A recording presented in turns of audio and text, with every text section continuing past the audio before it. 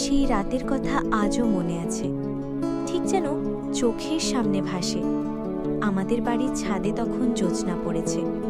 আরিয়ান আমার পাশে দাঁড়িয়ে চুপ করে। ওর হাতটা আমার হাতের কাছাকাছি ছিল, অনেক কাছাকাছি, কিন্তু ছুঁইনি।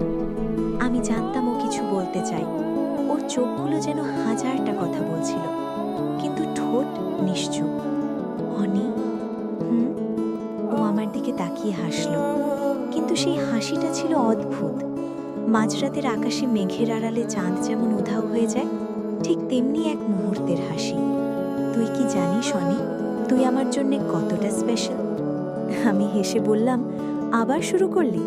এই তো কাল বললি আমি পাগল, এখন আবার স্পেশাল? ও হাসল না, শুধু আমার দিকে তাকিয়ে রইল। আমি সিরিয়াস বলছি অনি, তুই আমার জীবনের সবচেয়ে ভালো জিনিস।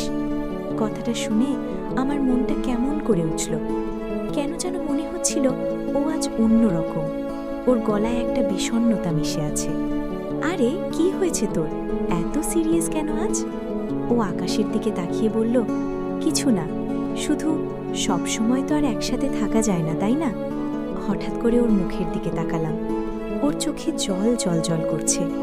আরিয়ান, তুই কাঁদছিস? ও পেছন ফিরে দাঁড়ালো। না না, কিছু হয়নি, ধুলো লেগেছে চোখে। আমি ওর হাতটা ধরে ফেললাম। আমার সাথে মিথ্যে বলতে হবে না আরিয়ান, কি হয়েছে বলবি? ও আমার দিকে ফিরল। ওর চোখ বেয়ে তখন জল গড়াচ্ছে। এই প্রথম আমি আরিয়ানকে কাঁদতে দেখলাম। অনি, আমার বাবা একটা নতুন চাকরি পেয়েছেন। তো ও মুখ নিচু করে ফিসফিস করে বলল, চাকরিটা মুম্বাইয়ে। আমরা চলে যাচ্ছি অনি, পরশু।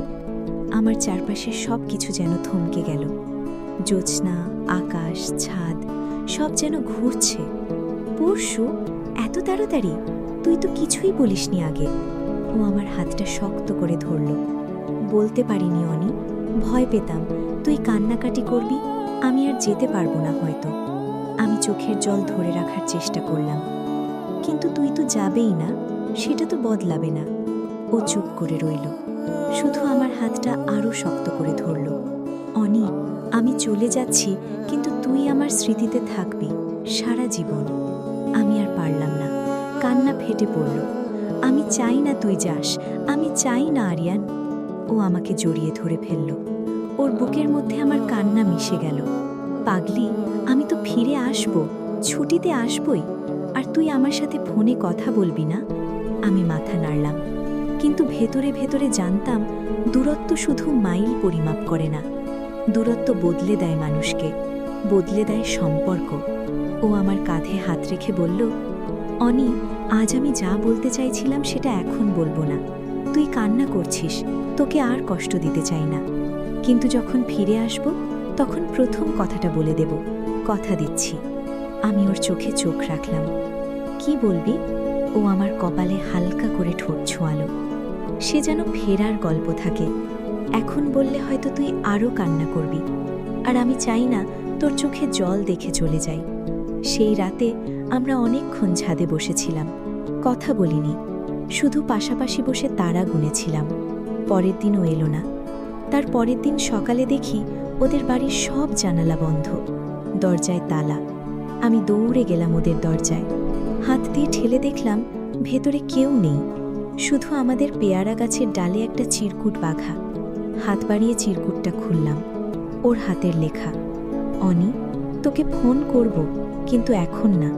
কান্না শুনলে আমি ফিরে আসতে চাইব। অপেক্ষা কর, আমি আসব, আর তখনই বলবো আমার না বলা কথাটা। ততদিন আমার ডায়েরিটার পাতা খালি রাখব তোর জন্যে। আমি চিরকুটটা বুকে জড়িয়ে ধরে কাঁদলাম। ও চলে গেছে। আমার ছোটবেলা, আমার বন্ধু, আমার সবটুকু ভালোবাসা সব চলে গেছে মুম্বাইয়ের কোনো এক অচেনা শহরে। সেদিন ডায়েরির দ্বিতীয় পাতা খুলেছিলাম, লিখেছিলাম, অনি, তুই চলে গেলি, কিন্তু তুই কি জানিস তুই ছাড়া এ শহরটা এখন কেমন ফাঁকা লাগে? আমাদের পেয়ারা গাছটাও যেন আজ শুকিয়ে গেছে। তুই ফিরে আসবি বলেছিস, কিন্তু আমি কি ততদিন অপেক্ষা করতে পারবো? তারপর কেটে গেছে কত দিন, কত মাস। ফোন এলো না, চিরকুট এলো না। আরিয়ান হারিয়ে গেল যেন কোনো এক অন্ধকার সুড়ঙ্গে। আজ ডায়েরির দ্বিতীয় পাতা শেষ করে ভাবি, ও চোখে সেদিন আসলে কি বলতে চেয়েছিল? সেই না বলা কথাটা কি শুধুই আমি তোকে ভালোবাসি ছিল, নাকি আরও কিছু? নাকি ও জানতো ও আর ফিরে আসবে না? কাল খুলব তৃতীয় পাতা।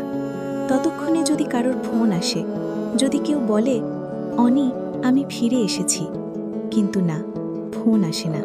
যেমন আসে না আমাদের ছাদে সেই জ্যোৎস্না ভরা রাত, যেমন আসে না আরিয়ানের সেই না বলা কথার উত্তর।